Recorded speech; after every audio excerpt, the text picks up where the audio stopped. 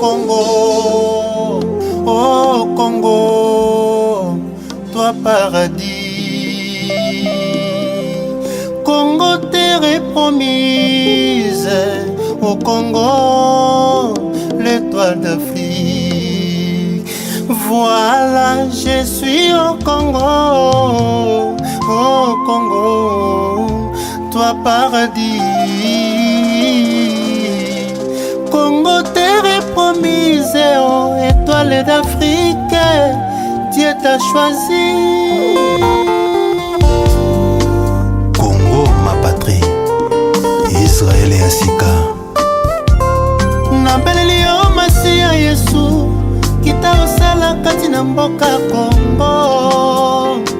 Koswana bitumba pe kokabwana, motema mabe toni na ba Congolais. Congolais ya koboma sende kona ye Congolais, likolo ya koluka intérêt personnel. Yango nasengi na yo Masia, kotisa bomoko na bana Congo. Congo elonga ye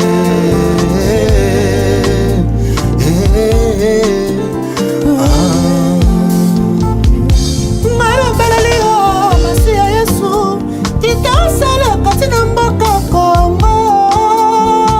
Tribalisme, egoisme ekosila te na kati ya bana ya mboka. Bandeko bakomi nde kobomana, Yesu nzambe nanga okei nde wapi Yesu. Lobeli le maboko Masia nanga, mboka na ngai ekozwa kimia na yo.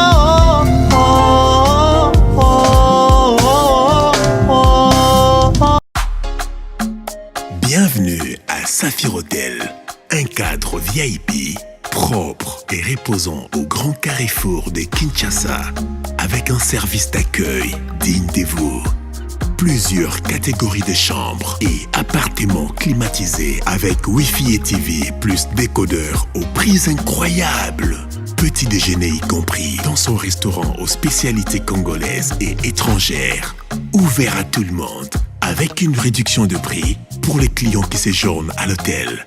Notre adresse, A4 avenue Ikelemba, quartier Matungé, commune de Kalamou. Téléphone 099 991 74 21 81 600 8000. Hôtel Saphir, beau cadre, bel emplacement, bon prix et beaucoup d'avantages. Bienvenue à tous. Mbote na bino balandi nyonso ya bosolo na politique officielle misa ya lingala ebandi na lobaki na bino misa ya lingala eleki misa ya français eleki misa ya latin eleki misa ya espagnol pamba te na misa ya lingala mama ya ndunda recevoir malewa ba mamo batekaka malewa bato nyonso ya se oyo yebi bazwaka kilo ya kokutana na bakonzi pamba te misa ya lingala nde esangisaka bango topesa lokumu na lingala nde monoko na biso lundi mardi mercredi jeudi vendredi bosolo na politique officielle boza kolanda yango na lolenge na nyonso oyo bino bomesana nango bozolanda biso na Bunia à travers la radio Montbleu na pesi bino mbote bandeko ya Bunia pour na confiance na fidélité bozolanda biso pe na Mbandaka na Yakoma na Djuende na Liangola to pesi bino mbote po bozolanda biso na canal 346 Ouezali na niveau ya canal SAT to na Easy na 100 to pesi bino mbote bato bana Congo central boza na Sara télévision na radio to pesi bino mbote awa na Kinshasa Buzz FM 97.4 Trésor Kalafai confirme que boza kolanda biso pe lelo na Tongo numéro na bino bato radio ezali 081 355 26 32 081 355 26 32 za pona bino bozana na biso na Toronto na Dallas na Montréal na Orléans na Dublin na Neuchâtel na Rabat bandeko baza na Rabat baza kolela po esengela ki bazonga président Océan Diallo na pesi mbote place aux alliés esengela ki bino pe bozonga c'est vrai likambo ya ko rapatrier bato mokonzi ya mboka par l'entremise ya ministre ya affaires étrangères ba bandi déjà ko sala yango ezali lisolo te c'est une réalité bato ba utaki Cameroun bazongaki Il semble que bande comme super bautaki Suisse, bautaki pe France, ba misusu pe bazongi. Bande ko ya Dubaï, bomoni pe bango, bande comme sou bazan Angola pe bazole la Congo Brazzaville un peu partout. Boye ba kezali processus bo kiti sa mitema, l'état bandi, ba vieux ango tozana ngo eza ba vieux obino moko boyebi, mais la volonté est là, ils ont ça la pe objet à ba négociation ebele pour que bino bozonga. L'état s'engager na nzela wana ya ko salisa bino.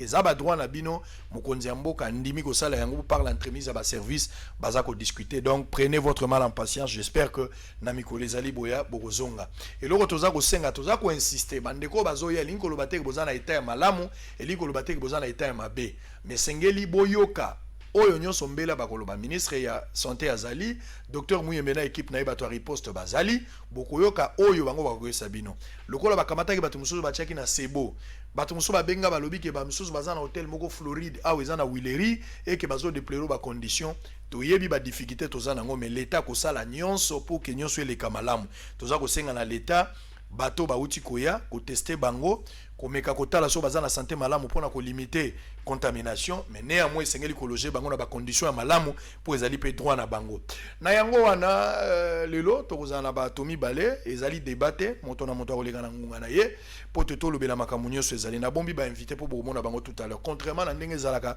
lelo nazo banda ndenge mususu bomo mesano te alors ya liboso tozo pesa na no longonya Congolais oyo kombo na ye bimi munene bota la photo na ye Congolais Docteur Munyangi Wankola Jérôme Congolais wana azali Congolais ya biso awa mais akovana na Madagascar kisi oboza koyoka oboko batie kisi ebimi tout ça banini ezali alors bokomona vidéo conférence au chef de l'état asolo lié na président ya Madagascar basolo li pona makambo etali kisi wana ngai na ndimi parce que tonyo kwa mingi pe na kisi ya mondele tondimi mondela ko sala pe kisi mais na minute oyo covid-19 ango tokomi kotaka mondela lobi nini chloroquine mondela lobi nini e bongo soki bokoko biso toko sala bokoko te toyebi makamba bokoko na biso pe soki eza penza certifié OMS aza ko boya yango to boite mais biso moko pe toko sala biso surtout soki muyemba ndimi yango soki kisi yango yangwana oyo yoki bakoloba oyo ya magadi ya Madagascar nde kisi yangwana donc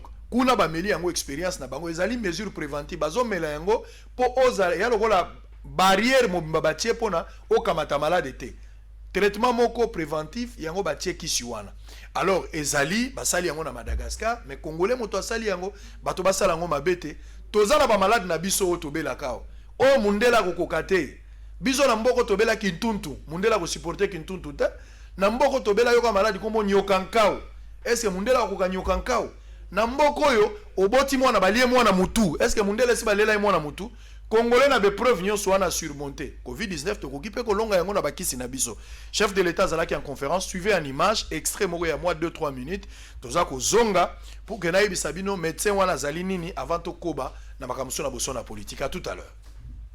En ce moment on est à 25 morts 300 on est à 350 cas.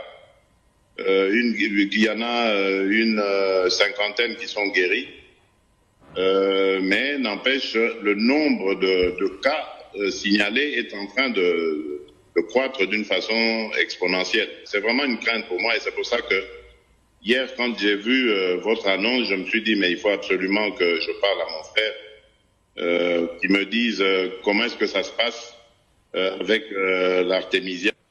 Et évidemment, tout en félicitant, en vous félicitant, tous les frères malgaches, en tout cas, d'apporter déjà cette contribution. Et vraiment, ça va. Moi, je vais l'apporter. En tout cas, j'en ai parlé d'ailleurs dans la conférence avec la conférence call avec les homologues africains. J'ai insisté sur le fait que nous devons aussi compter sur nos propres scientifiques, nos propres produits, parce que je ne crois pas que nous pourrions faire face à une ampleur considérable de cette pandémie si jamais elle atteignait ce niveau-là. Donc il faut, dès maintenant, avec les moyens que nous avons,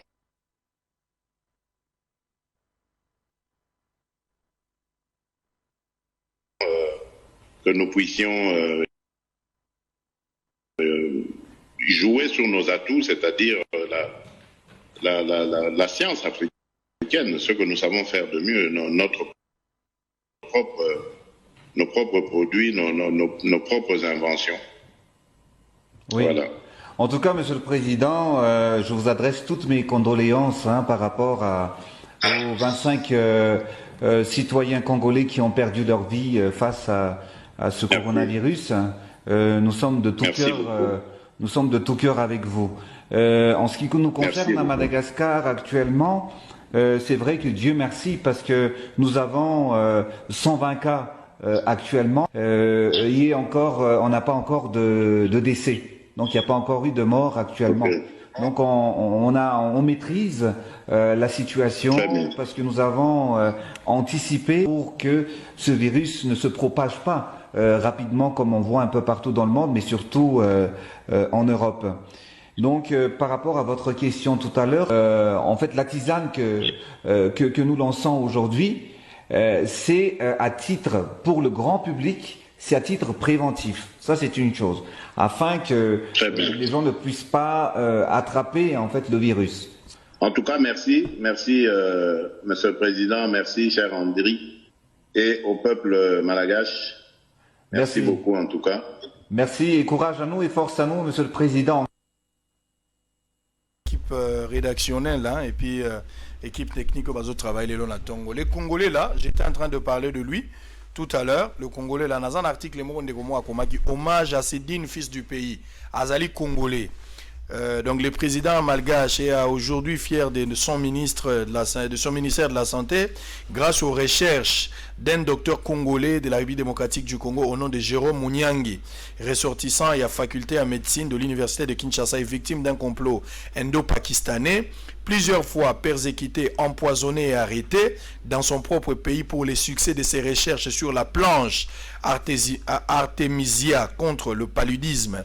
Après sa dernière libération, il se décida d'aller faire son master en France avec le soutien d'une Française et cette même Française entrera en contact avec les laboratoires malgaches pour tester l'efficacité du produit Artemisia. Aujourd'hui, le résultat est là et tout le monde en parle. L'honneur est chez nous et l'honneur est chez les voisins. C'est ça notre cupidité en tant que Congolais. Donc, Sengeli, Topé Samaboko, Nabisoba Congolais, ce qu'on remarque que Congolais Morazali n'a don, vous devez soutenir les dons. C'est ça que je dis toujours. Les Congolais, Alinga Robundi, sa place Likabo Ezali. Nazo bisabino boza bande bonangai bosolo na politique tozo bunda mais c'est avec beaucoup de peine, beaucoup de complications mais avec la grâce de Dieu te retenir toujours. Finalement, plus tard nous serons obligés peut-être ya rozala na adresse na biso moko si Dieu levé na ibitenza menenga komema yango parce que c'est toujours très compliqué mais c'est Dieu doit nous prêter la vie. Il doit nous donner la force s'il le veut par sa grâce. Bino ba pozola na boso na politique sengeli bo soutenir musalo tozali ko sala. Sengeli bo soutenir. Na yebite so il faut na yebisa bino to pesa mbongo ba $1 pour tout ça la chaîne à télévision. Na yebite si je dois vous dire ça. Je ne sais pas. Je vous laisse le choix. Bino moko bo décider so beaucoup estimer ni bino bo yebisa ngai. Mais nga na yebite parce qu'il y a des complications, des pressions de part et d'autre. Na lingi bino moko bo kata likambo moi je ne peux rien dire sur ça. Alors, on va démarrer. Chibala était invité hier na nani akende na Matete na limité pardon na cour d'appel près à Matete. Oyebi ba politicien ba banga mingi na rappelé bino ke Chibala zali prisonnier na liberté provisoire. Chibala kendaki na prison to ba kanga ye abima la liberté provisoire. Bon, si go ba convoquer ka Chibala ka pona ba information oyebi papa na 4e miri azobenga ka pona information. Chibala na comprendre te yemo ka bandi déjà ko samba na ba vidéo. Bota Chibala ndenga zo samba yemo ko nano akete. Bota la Chibala. 2 jours après la prestation de serment du nouveau président, nous avons été décommissionné d'exercer les prérogatives du gouvernement telles que prévues dans la Constitution. Et donc nous étions devenus des spectateurs. Nous ne nous sommes intéressés ni de près ni de loin à cette saga de 450 millions dépensés dans le cadre du programme de 100 jours. Donc, nous n'avons rien à voir avec ça. Pourtant, les noms de certains de vos ministres se retrouvent dans des contrats signés, les ministres sont sectoriellement compétents de leur ministère. Si un ministre a posé un acte, il lui appartient de se justifier. Mais au niveau du gouvernement, parce que dans un gouvernement, les décisions se prennent au Conseil des ministres, nous ne sommes pas intéressés ni de près ni de loin dans ce qui a ce qui s'est passé avec le programme des 100 jours. Ça n'a rien à voir avec nous. Nous étions devenus des spectateurs. Vous insistez aucune responsabilité. Je suis... Très bien, merci beaucoup. Alors on va évoluer. Le 24 avril de chaque année, Mboka na biso ezali date moko ya mémorial. Pour les longues déclarations en multipartisme salamaki en 1990 et pas le président Mobutu.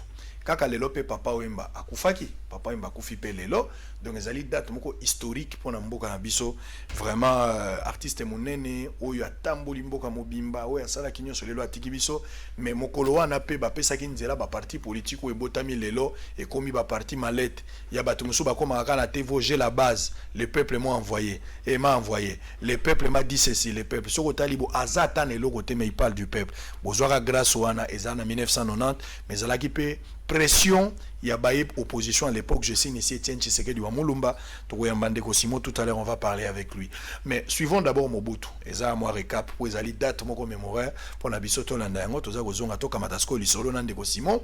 Et puis, Ndeko Simon akoya awa pona 15 minutes. Aye kolobanin. Ndeko Sylvain Mutombo yaki awa.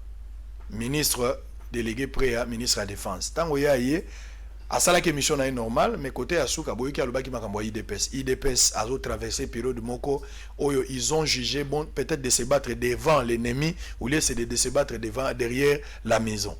Alors bandeko ya IDPS Augustin Kabouya, secrétaire général, na bandeko nyonso ba décider que ndeko aya ko corriger moi ba iloko ebele o selon ba bazomona ndeko Sylvain Mutombo alobaki libanda. Droit de réponse na déontologie za bongo tant to visualiser na ye totali nombre de minutes o ndeko alobaki zalaki 15 minutes yango to benge pa loba 15 minutes. Soki asilisi karma pa akoleka awa parce que karma pa na lobaki na bino azali na sécurité na uti ko zoya ngamo ko na ndako epa na ye. Non pas place où il y a vendaka mais koto azako batama na minute parce qu'il y a une sécurité ngamo na ke kozwaye aya ko ibisa biso pour mais TV za radio te beaucoup yo kama kambo na boyo kite vanda na ndako. Alors ensuite d'abord Mobutu, le président qui nous a quitté il y a longtemps et puis on se retrouve après pour entamer notre échange avec Ndeko Simon. À tout à l'heure. Face aux grandes mutations qui tourmentent le monde en ce 20e siècle finissant, j'ai estimé seul devant ma conscience de tenter de nouveau l'expérience du pluralisme politique dans notre pays avec à la base le principe de la liberté pour chaque citoyen d'adhérer à la formation politique de son choix. Très chers compatriotes, j'ai parlé de bien de choses et de tout le monde. Je n'ai pas parlé de moi. Que devient le chef dans tout cela? Le chef de l'État est au-dessus des partis politiques. Il sera l'arbitre. Mieux, il sera l'arbitre. Mieux, l'ultime réplique.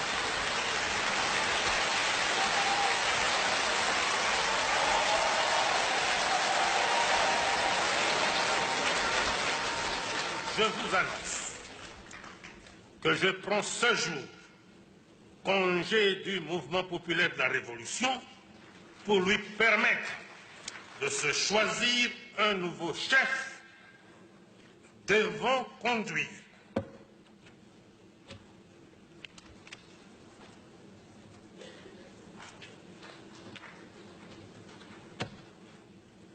Comprenez mon émotion.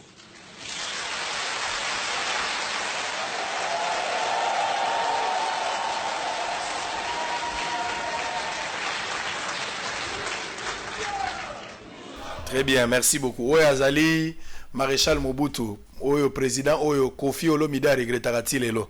Alors bagi on a émission awa et puis ba diaspora nyonso balingi Zaire bango balinga Mobutu, bango bana nostalgie na pesi bango mbote pe place bazali ba mobutiste nyonso na pesi bango mbote. Alors on entame très rapidement. Secrétaire national, chef du département communication, information et médias, monsieur Simon, bonjour. Bonjour. Je précise que vous êtes de l'IDPS hein. IDPS Tshisekedi. IDPS Tshisekedi. To sepeli kuyambayo lelo oye lelo pona ko retracer moi vérité par rapport ya ba irrégularité oyo bino bomoni ezalaki dit na plateau na biso et pas ya ministre Sylvain Mutombo. Exactement, vous voulez corriger quoi? D'abord ndeko sango et sengo zali panangai ndingo ya biso pe na ndingo ndimiko ya biso pona tosala ba correctif wana. Très bien.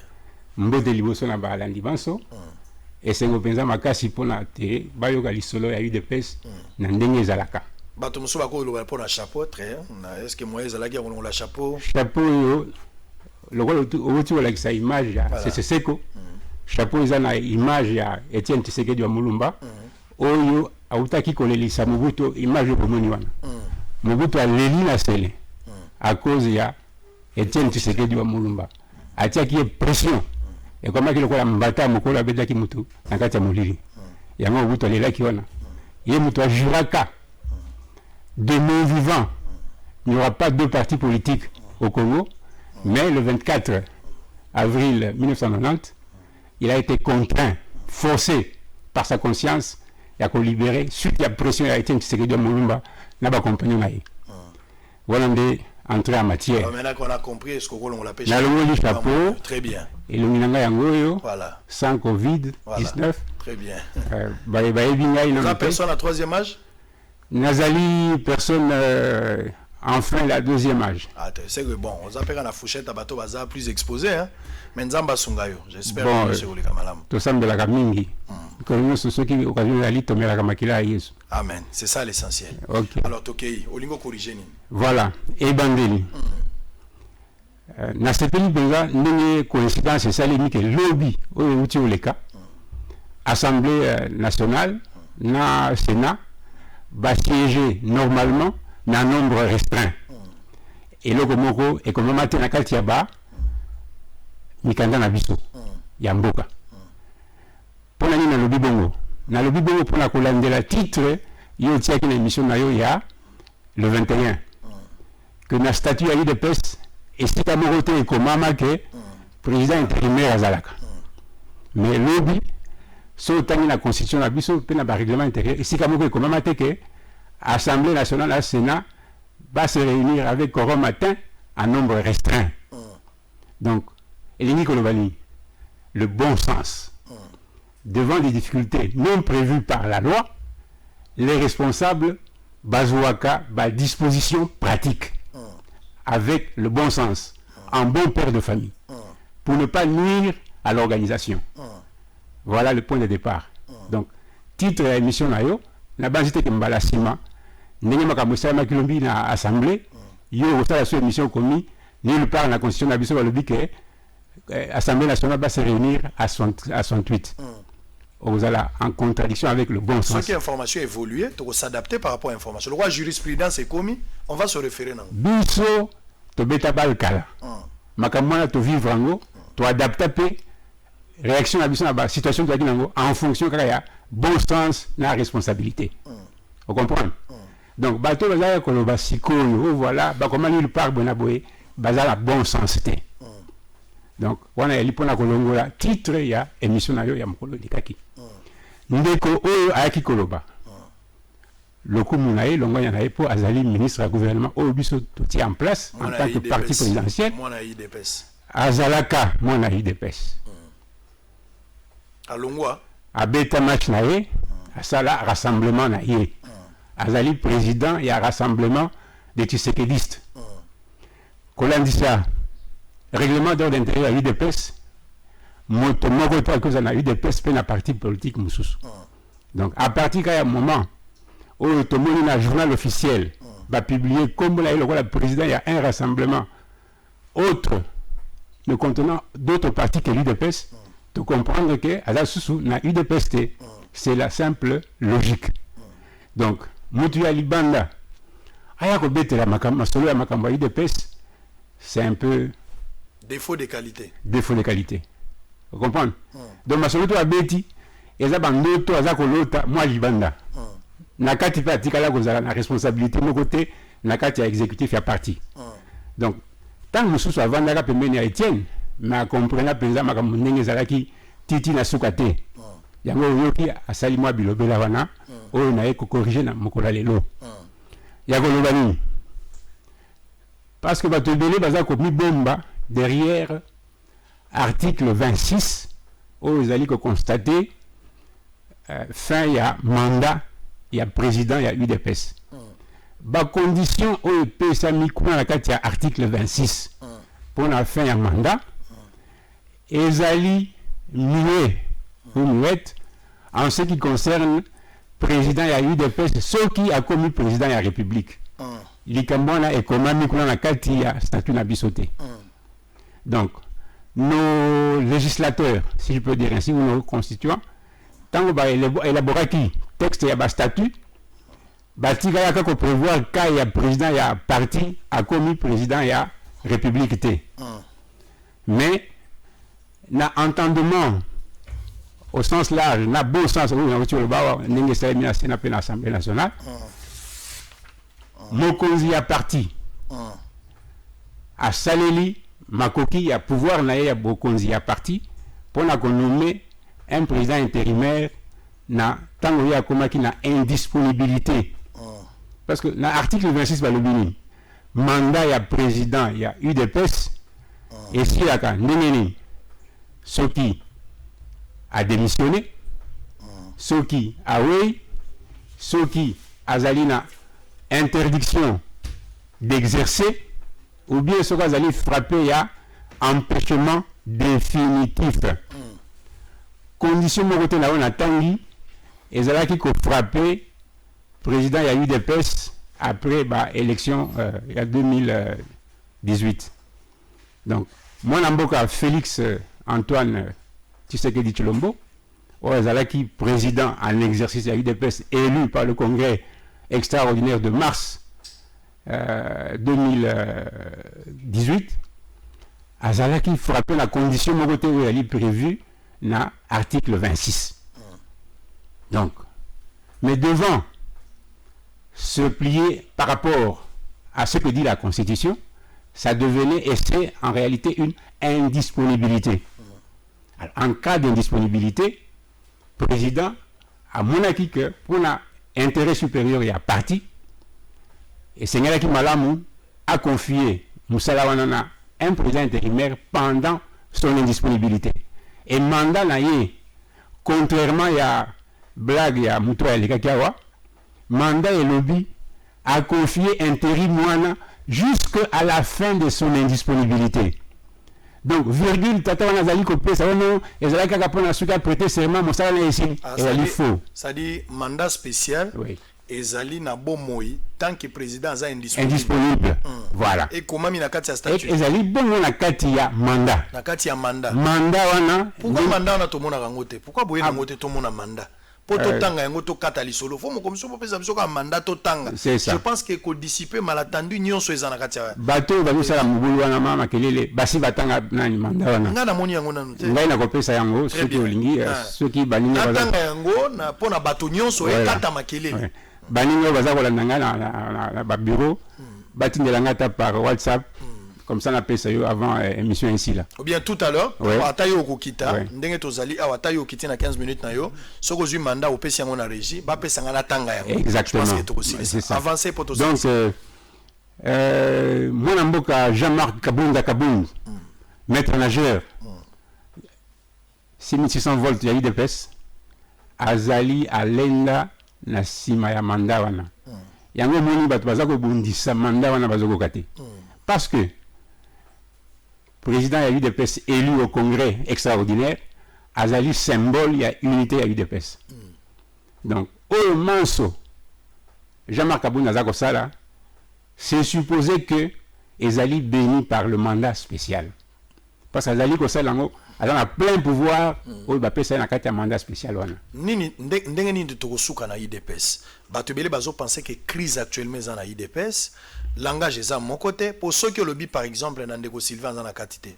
Paul Chulumbo bazana kati, Bandeko Vek Jekmen Chabani bazana kati, Wana baza batwa IDPS, Tile Loyo. Mais pour nous, bazo mona que après que président est indisponible na yamba ki mettre boma ah bango batali sindenge ba statut et lobby yozo le belanga mandat spécial mais bango ba lobby statut parti ko tambola na statut to ko tambola na mandat spécial au président pesa Kaboul entre statut na mandat spécial ni nezali ko na ko kende mosikate na ko kende mosikate na uti opeso exemple ya Assemblée nationale na Sénat format ba se réunir lobby nulle part na kati ya constitution ni na règlement la bango ekomama et ça le lobby ça signifie que mokolo ba ko siéger likolo ya règlement intérieur na bango ba ko la jurisprudence wana ba ko tiango na kati ya mikanda na bango na l'UDPS c'est le parti le mieux organisé le mieux implanté à travers le monde entier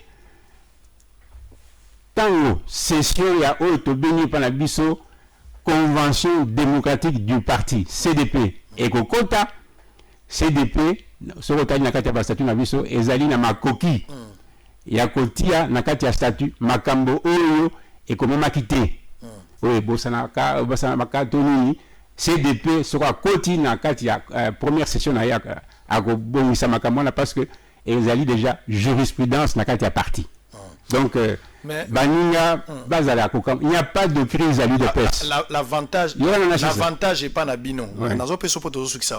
Avantage est pas na bino ezali na kati ya statut na bino même indisponibilité à chef de l'État ba disposition ezwamaki que ceux qui mokonzi azali te ndenge nini bokosala et loba mi clair à moins que na se tromper que ceux qui mokonzi azali te parti ekokambama na lolenge oyo statut elakisi nde bakobenga triumvirat wana tango bino bozotia limbisa ngai tango pesi likambo assemblée nationale basereni elobi elingi kolobaki na règlement d'ordre ezalaki te apprécier par rapport à la réalité yango yo bengi yango bon sens oh bino na kati ya parti bozali na mode opératoire ezali prédéfini c'est que comprendre ngai te na utaki oyebisa yo pe naza koyebisa banani na biso ke na statut na biso baka oyo to prévoyaki oyo ali prévu pour un empêchement définitif ya président ya parti batie na kati ya statut pour na baka wana démission décès empêchement définitif interdiction d'exercer baka wana lolenge ya kosalela nde ememaka ekomema parti na kotia en place un directoire pas triumvirat mais un directoire dans lequel on retrouve le secrétaire général, le président de la CDP, la Convention démocratique du parti, na président ya commission électorale permanente du parti, na mukuse CEP. Na baka mini on atangeli wana. Mais quand ezali non écrit na kati ya statut na biso. Donc et c'est non dit dans les statuts. Place wana mokonzi ya parti tango akoma ki nesika wana abuki mobeko mokote na kati ya statut na biso. Asaleli bon sens parce que ezalaki prévu te. Très bien. Si non likambo ya triumvirat ozako benga, obiso benga na kati ya statut directoire ezali kaka pona baka oyo ali prévu wana intérim wana ezali organisé pona baka prévu ya empêchement définitif ya président ya parti. Est-ce que Mikolo Ekoya ozali disponible songi na bengi si on a parti mosusu ya UDPS o bazo kanisa lokwa binote bo meka ko sala échange ozali disponible pour nango? Mais mosala nanga yangwana na koya bango ba okima ça c'est clair. Tola Pindai, merci beaucoup papa Simon. En tout cas c'est ngozala qui toujours comme na lobby pa nangai bana mboka bo sepela biso ali ba vétéran ya parti o ba yebi lomina biso ata ba yeba ki kombote ba yebi que ezali ba bantu en zamani. Très bien. Ndo sheyaba bantu en zamani mu parti. Très bien. Donc bato akala ba sala kala de A à Z, prêt à l'envers. Très bien. Très bien, merci beaucoup. Je rappelle ici Ozali, secrétaire national, chef des départements communication, information et médias, na UDPS. Et porte-parole à d'intérim. Très bien, merci beaucoup. Jeune à les campaka na bilamba mais na bitendité. On a pesi kulutu makoki pour jeune à l'accepter ba griffe mikolo même pas robi Samuel Romo ya kala rotika la romo ngote. Alors nous allons de l'autre côté avant de prendre ndeko Karmapa ou nazana yi déjà ya ki depuis tonga na gene rozoyer. Naza ko informer bino ke bakangi mona ntemi na minute ndenge toza koloba mwana ntemi aza ya kokangama basali mouvement c'est-à-dire la police a siégé depuis lobby et le kwango lobby basala quitté les loba bandi depuis 4 heures à un certain moment batika kimi na 10 heures ne ba réussir après avoir kosala sona kati ba gaz lacrymogène pour na ko disperser foule bazo déplorer cas ya morte bango moko ba se rendre facilement et puis bakati na kati ba capturer mwana ntemi ça n'est fini pour lui. Direction Louosi, Bazar Omemaye na village natal, il faisait crédit à ses clients, mais il est rentré au village. Alors on va rentrer de l'autre côté de la régie. Transition, Toza Kozonga Awa, artiste et musicien, Karmapa, à tout à l'heure. Pour le moment, nous avons plus autour de 3000 agents. Voilà, 3000 agents. 3000 agents et Toza a 700 lits. Capacité d'accueil, vous en avez 700 lits. Mais à l'époque, c'était 2000 à part. Oui, quand nous avons 2000, on a pu discuter. Merci beaucoup de soulever le problème. Tant que nous avons 2000 lits, l'hôpital avait 160 médecins. 2000 lits. Et l'hôpital fonctionnait bien avec 160 médecins. Et je faisais partie de cet effectif parce que je travaille à l'hôpital depuis que j'ai terminé la médecine, spécialisation dans l'étranger, dans zone sous l'hôpital. Et l'hôpital, à cette époque-là d'ailleurs, c'était la plus grande maternité du monde parce que Tozalaki a 120 accouchements en 24 heures. Ah, c'était dans les années 90. Non, 80. Les années 80. Mais nous étions 200 médecins, 160 médecins. Pour 2000 lits. Aujourd'hui, nous avons dépassé 400 médecins pour 700 lits. Et ce n'est pas encore la fin, parce que nous avons encore dans nos dossiers des personnes nouvellement affectées que nous devons normalement, parce que c'est ça l'administration, mettre en service. Mais nous avons vraiment des difficultés. C'est pourquoi ces problèmes, on l'a posé à son Excellence, Monsieur le Gouverneur de la ville de Kinshasa, parce qu'effectivement, on dépend de la ville de Kinshasa, que c'est une bombe à retardement. D'abord, les médecins, ils sont très nombreux. Quand vous êtes trop nombreux, ce que nous payons comme prime, ça se dilue. Parce que payer 1000 francs, quand vous partagez à 5 personnes, c'est différent de partager 1000 francs à 200 personnes. Alors, si par exemple, il y a un mouké, à côté on date, et puis il fait des problèmes. Donc c'est une bombe à retardement, parce que les réclamations, il y a mingi, parce que prime les amouké, nous devons fonctionner. Vous la prime ou bien honoraire? Non, prime. Non, honoraire. C'est prime bino vous faire à monter. Non. Si. Prime interne. Prime interne. Vous vous foutre à médecin. Médecin en personnel. Voilà. Tellement ébélé. Moi, honoraire, il y a je ne sais pas combien d'années, honoraire, na $100. Aujourd'hui, honoraire, moins de $50. Pour le problème effectif. Comment le problème effectif? Mais bien besoin signer la mise en service. Oui, c'est-à-dire que, effectivement, il n'y a pas de biso. Tu joues affecté biso. Mais si tu attaques comme ça, tu sais, tu as mon conduit à ville, tu as Nenge tozo évoluer. Batbaza est belé trop. D'abord, encadrement, biso toza mikolo. Pendant qu'on encadre les jeunes, comme tellement ébélé que moyen to l'exabang musala nenge longo bani et comme problème. Il y a les jeunes médecins et les stagiaires en médecine, ils sont tellement nombreux. Et ça comme conséquence aussi de l'objet son excellence que qualité à soins paix et coquille. Et Koki Okitate et Kiti déjà, il y a un an parce que les gens vous accusent, mais depuis que vous êtes là en tant que médecin directeur, et ça signé combien d'affectations en termes de personnel, les médecins, les infirmiers, les techniciens de laboratoire ou d'autres techniciens, ça signé combien? Je dois avouer que depuis combien 2 ans en l'équipe 150, je crois. Plus de 150. Oui, et puis il y en a qui attendent encore. Mais Nengue n'a expliqué si tout le monde que ceux qui, par exemple, on les met en service, l'hôpital sera bloqué. Très bien. Nous avons suffisamment des éléments. On pose des questions et puis Bango Bazako éclairé. Je rappelle que sur ce plateau, nous avons le médecin directeur et l'hôpital général de référence de Kinshasa, ex-Mama Yemo et puis le directeur administratif financier au bazar pour répondre à ma question et à Sango Mokonzi Bosolo na politique. Mama Yemo a dans la difficulté énorme. Ça, je dois vous le dire. Vous avez la bonne foi, je suis d'accord. Mais par rapport à ce que j'ai vu, laissez-moi. Je ne vous expose pas, mais je suis en train d'identifier les vrais problèmes pour qu'on donne des bonnes solutions également et faire fonctionnement comme Dengue. Comment vous pouvez expliquer? Je vais avoir une situation. Mama Yemo, pour le moment, vous avez la charrue automobile de combien de véhicules? Mama Yemo. Mama Yemo ne dispose d'aucun véhicule pour le moment. Non, il ne faut pas dire ça, mais c'est... Non, nous n'avons pas de véhicule. Nous avons... Non, nous n'avons tout ça dans mon côté. Nous avons besoin d'ambulance. Au bien, ambulance, c'est trop dire. En fait, c'est un don de... Quand il y a eu le pillage, là, don de Koweït, un vieille ambulance qu'on a, on a acheté un nouveau moteur. D'ailleurs, c'était une ambulance, qui est déjà mise en vente par quelqu'un qui a eu fait des démarches pour l'acheter. Nous nous sommes battus au niveau chez le procureur partout pour tout Kayangote. Tout sommes moteur d'occasion, tout na mutukawana. Et ça, au départ, bien sûr, c'est une ambulance, mais c'est un véhicule qui nous aide dans les courses, par exemple, aujourd'hui. Negindaloba qui est un guichet avancé dans l'hôpital. On a banque. Donc, c'est essentiellement ce genre de... L'hôpital n'a pas d'ambulance. L'hôpital n'a pas d'ambulance.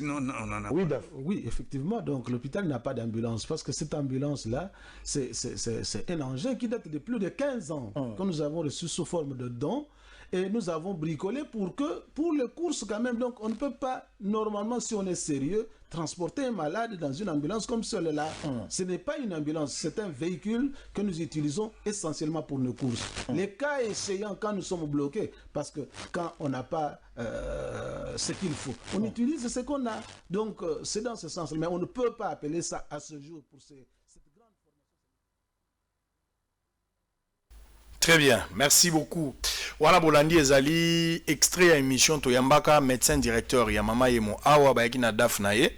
To salaka na bango émission à l'époque, likola émission wana nde na ningaki na zongi sango lelo pamba te boyo kabino moko na monoko na bango tant on a ki artiste azali menacé ngala zoye bate na mboko makamuni ni eza koleka mwana ntemi wa uti kokangaye bakangi mwana ntemi déjà ndenge na lobi laksanga photo en attendant que la vidéo n'arrive très rapidement parce qu'il y a une équipe de Bosolo sur place qui travaille d'arrache-pied pour la Sabino image mais mwana ntemi a déjà arrêté toujours saluer professionnalisme et la police parce que dégâts collatéraux moko tikali ko salamate mais mwana ntemi yewana ndebo mona na ba image tout à l'heure ba uti kokangaye rapidité c'est ça Bosolo na politique mwana ntemi yewana bakangi donc azako kende o azana e pembeni ezali chargé des opérations wana colonel Miguel je reconnais bazako zoye pour que bakende na na luozi donc kaka yewana wayenda aketina luozi merci beaucoup on aura la vidéo si pas d'ici la fin de l'émission mais intégralité Bosolo na Bosolo na politique sur YouTube et puis dans les réseaux sociaux.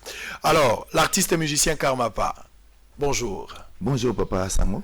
Tout le monde a dit lelo, bien que Zalaki très très difficile et Zalaki facilité. D'abord, pourquoi vous décidez au les Kanabosolo na politique? Pourquoi vous décidez? Mingi na remercier déjà pour vie insécurité aux Nanga. Nandenge oyoko zonga, sinon tu n'as pas koyate parce que nazaiki na kobanga makasi.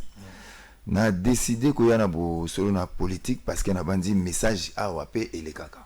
Et d'ailleurs, n'est-ce pas Bosolo awa nzembo na ngai soki na komaki nzembo ya Mama Yemo makambo belé matière belé na zwa ki pe kaka na émission oyo. Et soki na décidé na awa parce que na ibaki awa message ko ko leka. Et pezali émission oyo permetaka to ko aider pe ngai pour mlikanisi na ngai ekoleka facilement. Voilà à peu près décision nanga on a décidé na awa. Sinon on a zaiko banga insécurité nanga. Très bien, merci beaucoup. Finalement oye naza koloba yango ke ngane mutu nazwi yo na yeko mayo awa pamba to bande ko banga koya. Mais quand cela nous tient on va parler un tout petit peu. Ba raison nini pousser yo vraiment au sala nzembo oyo parce que les lots ali menacé pour avoir composé une chanson to yo kangonga na yo tout à l'heure peut-être yo bisanga moi ba extrait atana nani na vocal ne bolobaka mais ba raison ni netinda ki au sala nzembo wana o ememeli yo makambo nga naza artiste musicien naza moto yo atalaka naza grand observateur artiste musicien azaka kate ayemba kaka bolingo to makamsu non na bandi bateme mususu pe ezana posa pe eyembama mboka na biso Congo ezana besoin ya makambo ebele ezana mambo belé o ezo otambola te na bandi message ya artiste ekokipe ko contribuer peut-être pour nous changer pe makambo belé ndé associé ba combattant et belé bazana libanda o ba combattant bino balinga ki mingi bozo ande ba ligne oyo zo lobela ça ba combattant bazai ko lobana biso le bazo reprocher biso makambo belé mais na sali nzimbo oyo pour na ba combattant te to pour na sala bango plaisir non nazali digne fils ya Congo naza congolais naza na eloko za ko animenga ali le bon sens Nathalie oyo za ko leka na mama emo ngana s'inspire ki makasi na kati ya émission oyo mboka na biso Congo ezana plus de 300 hôpitaux publics okotana na kati ya hôpitaux publics wana tala likambo etali bâtiment likambo etali équipement to ba matériel et puis na personnel soignant tozana ba médecin oyo ba université zo bimisa ba médecin ya boanya ya makasi professionnel de santé ba technicien de laboratoire ba infirmier chaque année oui en tout cas tozana bango ya makasi baza mayele makasi soki na ba Afrique du Sud okuta ba médecin na biso la plupart baza ba congolais problème ezanini tango ngana tali mama ye monabi Nathalie bopito na bi mama ye monangina lo ba bopito public nyonso oyako ata na clinique no soke okomona kaka makambo eza normal teza ikoki ko sala mate na ko zo exemple minute na ba bâtiment tala niti na ba bâtiment o eza na ya biso ya bopito na biso okokuta mai ezalité okokuta poko ozwa mama il faut opesa mbongo malade ozana kati hôpital il faut pesa mbongo okokuta ba pratique eza ebele oyo peut-être photo zata moi mukolo mobimba poto lo balo bango awa a moi minute mu muke o so permanent lo bata moi muke okokuta nazwa par exemple neti natala ke na émission na oyo okokuta incinérateur ba médecin tango basalaka batonga oyo bango na bloc opératoire ou bien bazana ba après travail ban sibanani ba seringue lancette ba biloko na bango na nyonso to musala normalement isenga nini ba incinérer yango c'est-à-dire ba tumba yango ba kotsa ngo na incinérateur mais oyebe pa iwapi ya biso babwaka yo mutuzoi mwa nguya ya kokuta na médecin directeur na sala ki enquête médecin directeur ya mama ye musa na zo répondre à reconnaître ki que ba incinérateur na mama ye mozalité ba salité na onyo so babwaka ngo libanda ya mama ye na fulu boko ya munene wana o ezo beli sabato bazali na environnement ya place wana na ba malade ya médecin ndimaki yango ben dans ce qui médecin ndimaki alors na osepela parce que ba biloko wana bakine ko boka kuna batumba ngo na nini ba déchet wana nyonso ba utiliser peut-être ba pneu pour batumba bongo bato bazanzinga wana bakozwa malade bongo te bongo ba malade oyo bazana katona mais bako baxela bango malade donc na ye komona ke non ils ont mérité quand même na yemba pour na lancer à l'enzembo na ngana salaki ezate pour na ko condamner batu boyno son na zolo yebisango na lancer alerte pour na ou bingi ceux qui sont aux affaires dirigeants na biso konzi na biso yoka message comme la bango est-ce que boyende to sengeli to keni to memba mboka na biso ce que ça boité bakoyoka quand même bakoluka peut-être moyen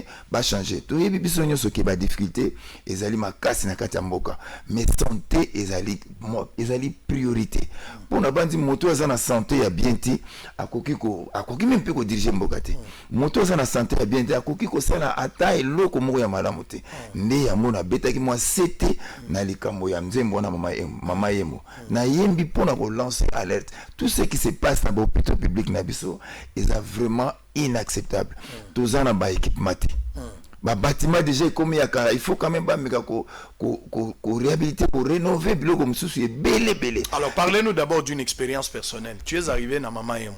Yo kendaki na mama yemo. Okomaki na mama yemo na circonstance nini au-delà de l'inspiration qui a par émission na olobelaka ya mama yemo. Ba hôpitaux eza ebele ndengo lobi ba hôpitaux publics ya l'été za na problème, c'est pas seulement Mama Emo. Je vais citer Roi Baudouin, na autant hôpital général de référence de Matete, Omeza, où eza na Matete. Omeza. Eza na problème yo za na Matete. Même na Njili, même à sanatorium. So rotier mère enfant ya Ngaba, ou na clinique chinoise. Donc ba hôpitaux na biso nyoso ya minene et comment na état de délabrement moko très avancé. Ndengo lobi personnel à la volonté bien que pléthore ezali ebele mais ba conditions za malamu te. Alors ici j'aimerais comprendre une expérience personnelle, il y a histoire na yo. Ndengeni no komaki na Mama Emo, qu'est-ce que vous avez vu au-delà ba kanyo sotoko décrire mais na lingi une expérience personnelle. C'est vrai na kineki na Mama Emo, ça fait très longtemps na botami na Mama Emo. Na botami na Mama Emo na yebi moi histoire muke Mama Emo tant tozokola. Et ça là ki moi bangonga ebele bambula ebele na kenda Mama Emo te. Na yebi ka Mama Emo hôpital ya kitoko ya malamu oyo et hôpital penza oyo batno so bazawo linga bukinezo traitement. Mais expérience za nini? Na kenda ki ko nazalaki na frère nanga azaki malade. Na ke kotika ye na hôpital. Na komi na ba urgence wana. Balobi il faut ba memaye na scanner. Na tali na urgence. Na se maye ezali. Quelle insalubrité. Na tali na bi Nabi bon, nikambote peut-être ba médecin ba oya ba kosala banini. Natala na urgence wana, il faut na pour ba memaye to que nous sala examen ya scanner et pas imususu. Nabi Mama Emo, une grande institution oyo ezali hôpital de référence ya Kinshasa. C'est-à-dire que ceux qui sont étrangers ou les banda, so balobi likamba santé akoya kotala ne Mama Emo. Nde boyende to la sana paya. Nabi no na kozwa ini. Nathalie na zui voiture nanga parce que ambulance ezalaki te. Ambulance ezali te. Na bibon likamto na koti voiture ti na urgence wana. Voiture nanga po ba kotsa ndeko nanga na kati wana ndeko azaki munene trop il moya kokota na kati zate parce que azaki déjà akomaki na kam ekomaki makasi maladie na ye. Bon na bibli kambote to zela. Mais ceux qui montent azobela ndenge wana ambulance déjà zate mais kokufa déjà wana. Mais tu es dans l'hôpital eza ici ka oyo moto sengeli ayo koluka libiki mais biso to komi ko mona liwezo pusana potaka et comme le quoi moins négligence ça dit que matériel to ambulance ezate to bengi ambulance outi ndeko moko za kona a aider biso to bengi ambulance na cinquantenaire et outi kuna ti eye comme mande kona biso ka est aggravé to ke ko sala scanner na libanda to sala scanner to ye na kati mokolo wana ya vendredi d'ailleurs ba médecin kutupe bazala ki pendante vendredi samedi dimanche ndeko akofi na bana tango na bana ko ya ba vendredi na ba samedi na bi bona profiter na tala penza Mama Emo environnement nde na kota ki na ye ko découvrir makambo ebele oyo na ko ndimate mais hormis insalubrité ba pratique musuza ole ka wana ezalaki inacceptable pour nanga parce que na ye bien monté par exemple tango infirmier aza kobimisa tonga na poche na yeso bazana besoin nini ye mtu azana tonga yango yo apesa mamo il faut que na pharmacie te mazana na pharmacie azana na poche apesa et puis système moko eza kuna ba instaura peut-être ba ebisa vocabulaire ya sika pharma poche wana ezali vrai okoke même na chinoise eza kaka na Mama Emo te presque na ba hôpitaux nyonso oyo ba public ya l'état yango moni na baki il faut na meka ko beta le seba po na aider na ba politicien na ba médecin ba pesa ba médecin ba moyen parce que ba pratique wana ya net ba pharma poche côté ka kisi même nganga côté ka kisi te so na yemba kinzi mo bongo ta na biki so kina beli komi mangana Mama Emo te mama ba ko ya ko tu banga itunga somba mina pharma poche ya moto bako yako melisanga kinini esana masoki na bikedi pourquoi na loba ibongo parce que est-ce que naza sûr na kisi wana oyo bimi na poche moto parce que bimi na pharmacie te ce que bimi na poche moto wana azoteka kisi bongo pona nini na yeko sala moi banquette belé na yeko comprendre que peut-être et ko comme na likambo ya gérance pourquoi moto wana azoteka kisi et pourtant koki koteka kisi te peut-être ba moyen bezo pesa melate azali peut-être sous-payé yango peut-être azangi moyen ya nanda kuna yeko vivre ezate akoma obisete ka kisi yango na sengi na l'état na nzembo nanga apesa ba médecin apesa ba personnel ba professionnel de santé moyen pour bango à l'air tout bako dispenser ba soins ya qualité na population. Donc ce qui va participer par moyen automatiquement ba pratique wana na bandi et ko kima ya ngomoko et pour peut-être ba moyen pe samité. Voilà à peu près tina ya nzimbo nanga eza lycée le très bien nazozo nga poto sili ça oyebi ke mama emo wana eza rapona mama emo te mais ngai pona mama emo naza ba témoignage belé na benga ki médecin directeur awa maloba na ye bozolanda iso mwa mukie avant peut-être poto si ça poto comme na suka mama emo incinérateur ezate c'est une vérité mama emo groupe électrogène ezalaki te mutauti ko pesa bango groupe électrogène ezali moi si ya Vital Kamerhe na pesa ki bango groupe électrogène ndeko sango pona mwatango za muke courant tango za te toyoka ki mikolo ute oleka awa bato bakufaki po courant ekatanaki sika tokoloba nini place wana tokotika kaka bongo tika tobeta lo seba ngata on azobeta lo seba awa na komi ba médecin ba komi koloba ngake non na lobi mabe na zoluka na yeba place na lobi mabe et pe na lingi na yebisa ba médecin na profiter awa na yebisa bango komba na ngai ezali ya moto nyonso na kati ya likambo nga oyo toza na 3 acteurs l'état toza na professionnels de santé et puis population. L'État bolingate batuna yiba kufara bongo. Akusepela ta et bien zamba la liboso te o dénoncer makambozo le kana kata société. Oui, zamba liboso te. Oyemba kanze moko pelo moko. Oui, na yemba ki monsieur le député. Wana na yemba ki pona ko. Ezamba la liboso te na lobi na za mwana ya Congo. Nga kaka na musique na nga na za député te. Peut-être na voix na nga na ko kipe ko salisa mboka na nga.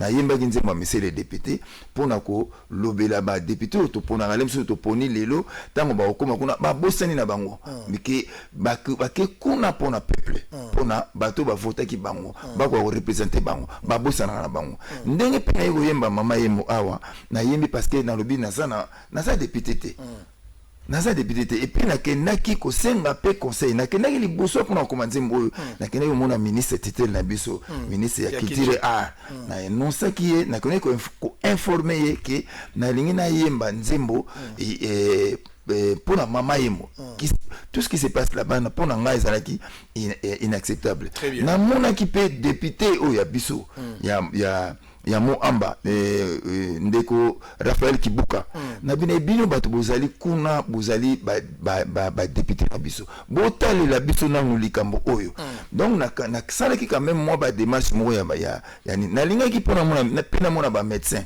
mais ba médecin mbala mo bakata nga na talaki ba réaction na bango ndri ba comprendre ngate. Alors je vais en profiter avant peut-être de terminer tozo extrêmement moké tozo nga posi sana wembela mutumo joyeux anniversaire za journaliste ya Congo web na wembela à un moment donné vous terminez. Mais boye ba situation za na ba hôpitaux na biso nyonso public ya l'état ils a presque le même. Même na certains hôpitaux privés au kokuta ba centre médical musueza. Ba centre médical na Kinshasa eza ba mouroir vraiment une partie ya munene ya ba centre hospitalier na biso eza ba mouroir. Yo mona centre hospitalier ya mukie kaka centre hospitalier moko ya mukie. Eza na chambre na salo ba kabole yango na triplex. Mais so ba tieli yo ba service eza organisé golela. Okuta ophtalmologie, maternité, okuti chirurgie, okuti kiné, okuti nutrition, papa kaka chambre na salo bakaboli na mabaya oza na 15 services ozo sala otepe na scanner kaka na 4 ozo sala scanner ya kindoki to scanner ozo mona na bato les conditions ne sont pas bonnes soko keka na mama yemu to na zoloba mama yemu azala ba couveuse mingi te médecin directeur andimaki yango ke bazala ba couveuse te arriva ka bazo antase bana misatu to mibale na kati ya alobaki yango na kati ya émission eza pote artiste ayembi nde koma guerre mais lui-même l'a reconnu et puis ngala sala ki enquête na kota ki na mama yemo na kota na sanatorium hôpital Roi Baudouin hôpital à 7 au meza na matete centre mère enfant ngaba pléthore boyeba ke ba médecin baleki na ba malade ne belé na ba hôpital nyoso ezali wana on a affecté plusieurs personnes à Kinshasa et belé ba boya okende intérieur c'est une situation macabre otozo dénoncer toza ko déplorer et sengeli plutôt bo soutenir artiste lombo azali sona bo moité artiste azo e bazana trace ya ba lombo alors au lieu de le combattre au lieu de le poursuivre, au lieu de l'attaquer, on peut avoir conscience à interpeller bisoto bongisa, totane bino bandi combat likolo artiste. Parce que artiste yango bakanga minoko état de droit, je ne comprends rien, nazo comme moi malade. Nazo comme moi malade. Pratique à côté ka sereng. Est-ce que ça liboso? Lelo soke na bopito. Na on sait que sabino loko moko.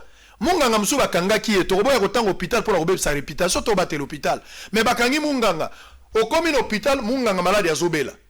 Aibisi malade kisi oyo nazopesa yo normalement il fallait toko akomi kisi oyo ozoyeba te yoka kisi ya makiaku yoka pomporine ostramobile hydraulique c'est-à-dire apesi kombo oyo ata otamboli partout okotikala komona yango quelque part te ntango okozonga alobi bon towana yango ka décomprimé towana yango 2 ampoules normalement tokopere mutu moko lobi fallait tosalela yango mais lokola yo oza na besoin mpo mutu ayelaka biso normalement autaka kinkole lokola ere eza moya koya te yo somba yango na $20 tosalela yo epi lobi tokosala bakamati mbongo bafuti jo wana kamati bampoule akangi papier mouchoir abuki ampoule apesi pa mutu fièvre pe kiti baobenga yango ostromobile hydraulique yo kwa kombo akisi makiaku pomporine bacrée bakombo mais après tokende na fulu tokende kolokota ampoule wana totala bo eza nango dipirone c'est-à-dire a traumatiser malade na kombo moko place ako mona te ba pratique wana eza na hôpital belé eza kaka wate na lo bomona ngo te pour terminer boza la kati ya salle d'op munganga sala ki habite to opérer moi na yo malade ni to opérer appendicite ba kotisi malade mais pendant que appendicite ezali ba mona ka infirmier moko abimi alati cash na ba gawo mama ba para bazapi ya ka hote docteur alobi tanga opérer appendicite akuti pe dekiste alongola to atika siko atuni o kombi hote 300 muto ana sala ba otuna bino alongola to batika eza ba 28 to mone belé ba médecin en qualité bazali ba professionnel bazali mais les conditions na mayele mabe ya batuna nzala o ebebisi batu ebele donc ce qui artiste ayembi aza ko rappeler bino à l'ordre il ne peut pas subir batak na par na bino on suit d'abord une petite pause toza ozonga pour terminer et puis on va se séparer avec l'artiste à tout à l'heure.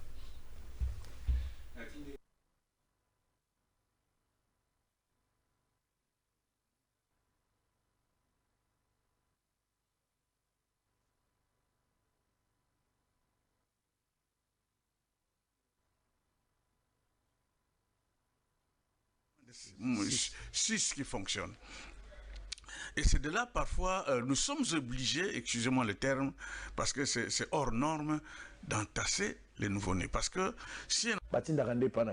Mais comment vous gérez? Parce que vous avez belé, et vous pouvez vous en ou vous en avez. Bon, merci beaucoup pour la question. Eza Passimingi. Un hôpital comme l'hôpital Nabiso, toza pratiquement n'a pas couveuse. Alors, ce sont des problèmes oyo et quoi que ça normalement. Hôpital Nabiso, ceux qui m'ont abotami dans n'importe quel coin de la ville, ceux qui abotami bien des fois côté hôpital, partout, les gens pensent d'abord à Mamaïmo. Malheureusement, et pas Nabiso, tout ça, tout ce que malade aille, qui n'est pas mon sous. Non, tout ça là, si bien que Naba couvert tout ça, je crois que si je ne me trompe pas, c'est pas moins de 5 qui fonctionnent, hein, moins de 6 qui fonctionnent. Et c'est de là, parfois, nous sommes obligés, excusez-moi le terme, parce que c'est hors norme, d'entasser les nouveau-nés. Parce que si un enfant il a une pathologie infectieuse, si vous mettez une autre, il y a risque de contamination. Ce sont des accidents qui nous arrivent. Ce sont des réalités. Mais pourquoi vous avez accepté de travailler dans des conditions pareilles? Accepter, c'est trop dire, mais nous, à notre niveau... Très bien, merci beaucoup. Alors, Tozagokoba, Trésor Kalafay, l'ordonnance de prorogation de l'urgence de 15 jours et Tangamagi Lobby, hein, hier na RTNC, après les deux chambres et à Parlement, d'une manière séparée, ayant voté pour la prorogation. C'était ça. Donc, Tangi va confirmer, Makamboleki Nango Malamou, Christelle Vouanga d'ailleurs, Aza parmi Bato Bazogi Pe Maloba, bien qu'Aza vilipandé, na sens moko très très négatif, na Bato na yebité pourquoi, mais na Royamba Epe Mikolo Ezali Koya, et Sengeli d'ailleurs, na Zoba image et intervention, na Epona Laksabino, Balingi ko décourager ba valeur, Christelle Vouanga, soyez fort honorable député, il n'y a pas de problème. Cas à Covid-19, 395 cas, 47 guéris, 25 décès, Wanezali, situation générale. Alors, mandat spécial Oyo et Bomi IDPS, les loba tumso balobi eza pour les contre. Naza ko tangela bino yango TV za radio te, eza ba exclusivité ou peut-être mona kité lelo nazo tanga yango komba kaje sila kaka. Ndeko, outi ko landa ba médecin ndenge balobi d'une manière générale, na lingio ta la caméra na yo, olobe la chef de l'État, ba continuer sur zolanda yo ba médecin na population. Mais quand nous kamata moi 2-3 minutes to silisa parce que to komi na suka programme monsieur za sima. Merci ndeko Sango. Pour na koloba likambo ya santé oyo likambo ya nzembo nanga na yembi yango pona kosunga biso nyonso mpona kosunga biso nyonso na ba oyo baza aux affaires na ba oyo bazali ba professionnel ya santé na ba oyo bazali ba malades de la population na sengi na ba oyo ceux qui sont aux affaires bakoka kotala likambo ya santé oyo moto soki aza na santé ya malamu te akokoka kosala ata eloko moko te toyebi toza na ba difficulté ebele les pays aza na ba difficulté ebele mais moi je pense que santé ezali priorité pe yango na kosenga na bakonzi ya mboka bakoka kotala likambo yango bahôpitaux na biso public eza komanke biloko ebele moto ntango ayaka na hôpital ayaka mpona kozwa libiki esengeli te ntango aye na hôpital akoma koregrete mbeto na ye oyo atikaki na ndako parce que akuti mbeto yango te moto aye avandi na mbeto deja egumbama boye mais aza kopema malamu te epuis po azwa mbeto yango ifo apesa lisu mbongo e ntango toyebi ke population en majorité est pauvre il faut que ça la ski social parce que moi je pense que la santé c'est aussi le social il faut que ça la kosunga population komeka ko faciliter bango to meka ko tala ko réformer moi système de santé na biso oye pas imotono ça se retrouver ba médecin boko ko pesa bango ba moyen po ceux qui to pesi bango ba moyen ba pratique on est pas ba pharma poche ba po ba simba moto il faut que mbongo et ko disparaître d'elle-même. Très bien. Et puis population akokoma kozwa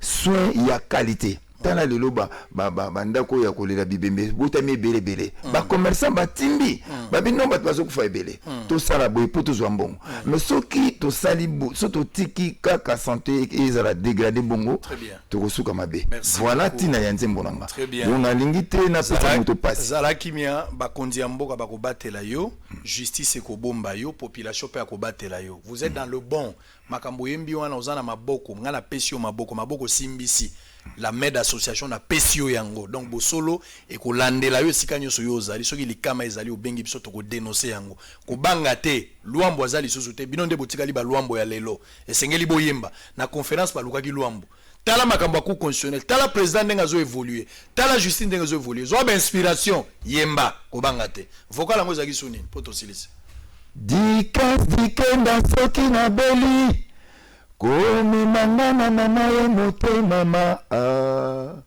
bakoya kotuba ngai tonga esombami na pharma poche ya moto bakoya komelisa ngai kinini esalama soki na bikedi tokiselanga obe makasa ya mangolo makasa ya lembalemba makasa ya savoka yela ngai bulangeti ngana kota mufuku tango mosusu na kobika voilà kaka phrase très bien l'artiste merci oh là là ça c'est formidable alors Datenga Labino mandat spécial on termine déjà merci à l'artiste présidence du parti UDPS Sango Lingyo Tanga oui monsieur la bandiko Tanga les présidents mandat spécial j'ai sous-signé Félix Tshisekedi Tshilombo président de l'Union pour la démocratie et le progrès social, donne par le présent mandat à M. Jean-Marc Kabunda, secrétaire général du parti, aux fins d'assumer mon intérim à la tête du parti en usant de toutes les prérogatives reconnues au président du parti jusqu'à la fin de mon indisponibilité. Le présent mandat, lui est délivré pour servir et faire valoir ce qui est des droits. Fait à Kinshasa le 22 janvier 2019. Paragraphe au Boyebage, Bapessie mandat Timokolo président à Kolongwa Kozonga. Tant que président de la République, Azala Makokia Kozonga la partie Kabunda Tikali intérim. Et ça n'a esprit. Ya mokanda obakomi awa tombola maboko mise komi na suka tombola maboko karma pa karma love vrai ou faux aux ali menacer na bato vrai ou faux vrai ezali vrai vrai oyembaki pour provoquer gouvernement te pour interpeller bato vrai ou faux pour interpeller gouvernement vrai pour interpeller gouvernement parce que nous sommes une interpellatrice interpeller gouvernement batonyo so pour retrouver solution na problème na biso ya santé vrai ou faux yembaki nzembo te po kanaki ndeko no akufaki na mama yemo yango lingo venger na nzembo. Non, na kanaki te. Na yembi yango po na kosunga na pe ba médecin. Très bien. Na pe population, na pe l'état. Alors le gros artiste ko changa na voix po tozo yembela ndeko moko kala mingi ya teto silisa ekendaki o Capernaum akutani na baye koli baye lisese ya lelo boyo kindenge na lobby. Jeune akole kampaka na bilamba mena bitendite. Pasteur Carlos Kalala moye koli ya liboso ya Baruti Tabernacle. Carlos Kalala, pasteur Atapi Singiamba depuis les États-Unis. Eli Okese, leader ya Kasavubu, petit frère. Merci beaucoup. Alors to embelaye Sandra Mbombo, ngala zo ke likolo yo kitarase abo monisa. Ndikamote. Joyeux anniversaire. Joyeux anniversaire. Joyeux anniversaire, Sandra Mbombo. Joyeux anniversaire. Bonsoir les Sili, Tokutani Lobby. Merci beaucoup. Bienvenue à Saphir Hotel, un cadre VIP propre et reposant au grand carrefour de Kinshasa, avec un service d'accueil digne de vous. Plusieurs catégories de chambres et appartements climatisés avec Wi-Fi et TV plus décodeur aux prix incroyables. Petit déjeuner y compris dans son restaurant aux spécialités congolaises et étrangères. Ouvert à tout le monde avec une réduction de prix pour les clients qui séjournent à l'hôtel.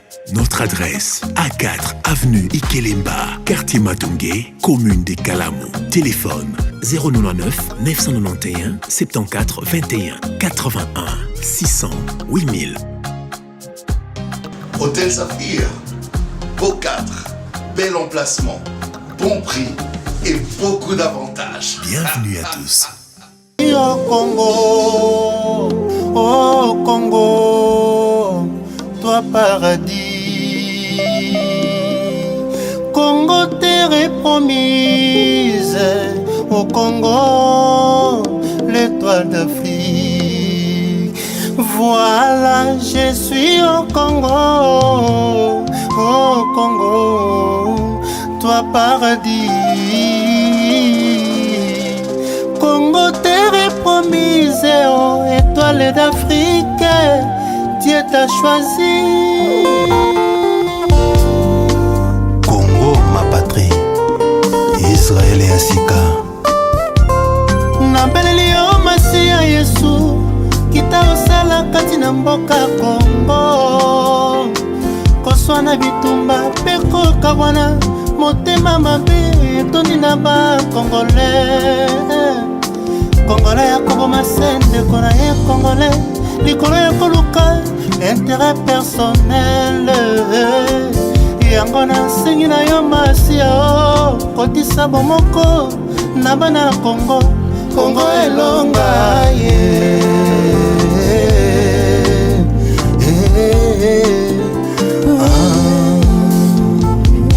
Ngalambeleli yo Masiya Yesu, kitasala kati na mboka Congo. Tribalisme, égoïsme, ekosila te na kati ya bana ya mboka. Bandeko bakomi nde kobomana. Yesu nzambe na nga okei nde wapi Yesu. Lobalile maboko Masiya na nga, mboka na ngai ekozwa kimia na yo.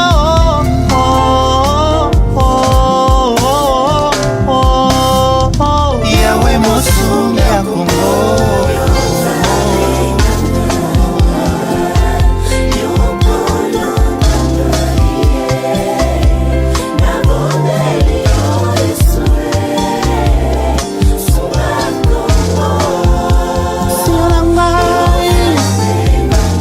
Okokisi ya bilaka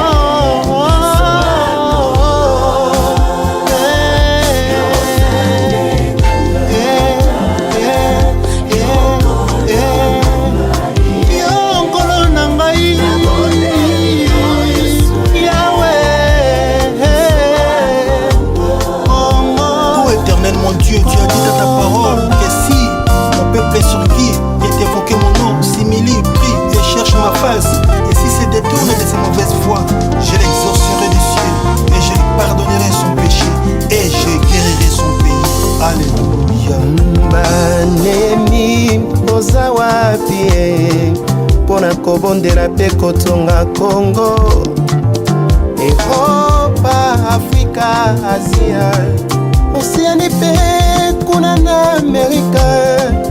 Oya totonga moko yo Kongo, héritage Nzambe atikela biso bana ya Kongo.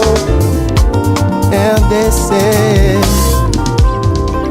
Kongo na biso ekobonga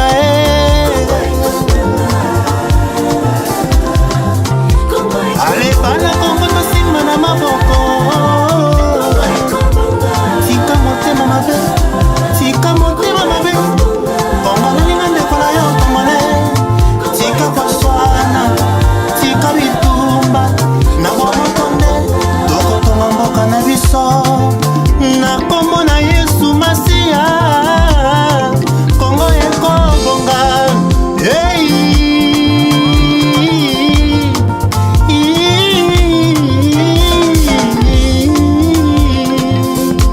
aimons-nous les uns les autres, liloba ya Yawe atikela biso. Aimons-nous les uns les autres, mibeko zumi Yawe atikela biso. Ebolingo, ebolingo. Il est doux et agréable si les frères demeurent ensemble. Ainsi dit la Bible. Alléluia.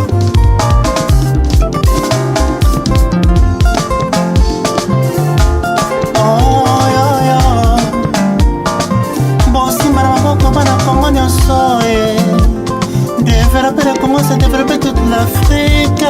Afrika ekobonga kaka partir ya Congo. Congo, Congo. Que Dieu bénisse le Congo et son peuple. Amen.